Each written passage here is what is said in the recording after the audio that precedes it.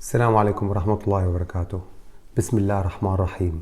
الرجال قوامون على النساء بما فضل الله بعضهم على بعض وبما أنفقوا من أموالهم، فالصالحات قانتات حافظات للغيب بما حفظ الله، واللاتي تخافون نشوزهن فعظوهن واهجروهن في المضاجع واضربوهن، فإن أطعنكم فلا تبغوا عليهن سبيلا إن الله كان عليا كبيرا. صدق الله العظيم.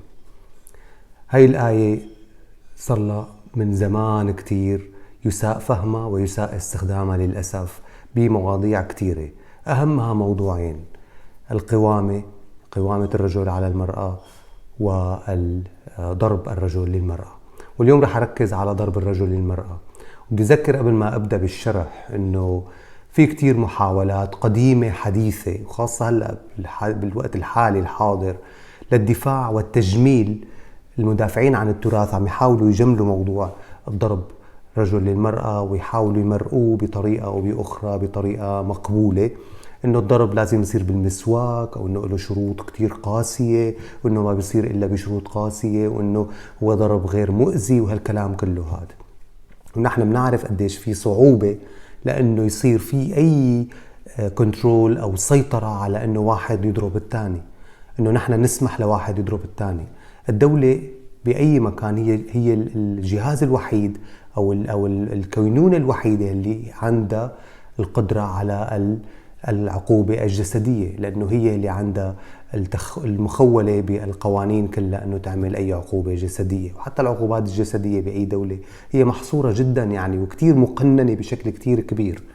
فكيف نسمح لأنه أي رجل هو قاعد ببيته أنه يضرب مرأة ويكون هذا الشيء مقبول وضمن صلاحياته، لكن لازم نعطيه شروط كتير واضحة؟ طيب بركي أخل بهالشروط، وكيف بدنا نحن نثبت عليه الإخلال بالشروط وإلى ما ذلك؟ يعني هذا الموضوع كتير كتير خطير.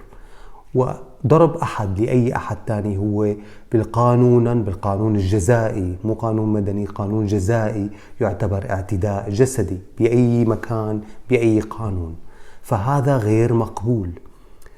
والآية لا تتكلم عن الضرب الفيزيائي بشكل واضح للأسف، يعني السياق كله يتكلم عن طريقة التعامل الزوج مع الزوجة في حال في بيناتهم مشاكل، وهي كما سنرى طريقة حضارية بشكل كامل. أول شيء العظة، فعظوهن. واضح جدا أنه العظة شغلة كتير حضارية، وما في داعي نقعد نحكي عليها كتير لأنه واضحة جدا. المرحلة الثانية اللي تجي بعد العظة هي واهجروهن في المضاجع، وهي أيضا تدل على تحضر كبير جدا، لأنه الهجرة في المضاجع أو عدم وجود العلاقة الفيزيائية الجنسية بين الزوجين نتيجة أنه في مشكلة بيناتهم يدل على تحضر، لأنه مو معقول يكون واحد ما عنده علاقة صحية سوية مع زوجته وبعدين يطلب العلاقة الفيزيائية الجنسية. ما بيصير. العلاقات الفيزيائية الجنسية هي بين الزوجين لازم تكون مؤسسة ومستمرة مبنية على شو؟ على علاقة صحية عاطفية سوية بين الرجل والمرأة قبل ما يصير، ولا بتكون علاقة حقيقة ما بتدل على إنسانية حقيقة. لذلك في تحضر واضح هون انه اذا في مشكله بين الزوج والزوجه يصير في هجران بالمضاجع، يدل على تحضر كتير عالي. المرحله اللي بعدها هي واضربوهن. والضرب هون ما تحدد انه فيزيائي، ونحن نعرف انه بالمصحف الضرب موجود فيزيائي او غير فيزيائي، وقت يكون فيزيائي بيكون كتير محدد، وقت يكون غير فيزيائي بيكون معنوي. ونحن حتى بنعرف انه رب العالمين يضرب الامثال، فضرب الامثال باين واضح جدا انه هو معنوي، وهون الضرب هو معنوي. واضربوهن بمعنى الإضراب الكامل، عدم الاتصال الكلامي بين الرجل والمرأة. إذا أول شيء بيصير عدم اتصال جنسي فيزيائي، بعدين بيصير عدم اتصال كلامي، وهي مراحل متطورة، وباين إنه في مرحلة بعدين إجا المرحلة اللي بعدها. فالسياق كتير واضح. طبعا هالمرحلة اللي بعدها هي بتجي بالآية اللي بعدها اللي بتقول إنه فإن خفتوا شقاق بينهما. باين هون إلى آخر الآية، صدق الله العظيم.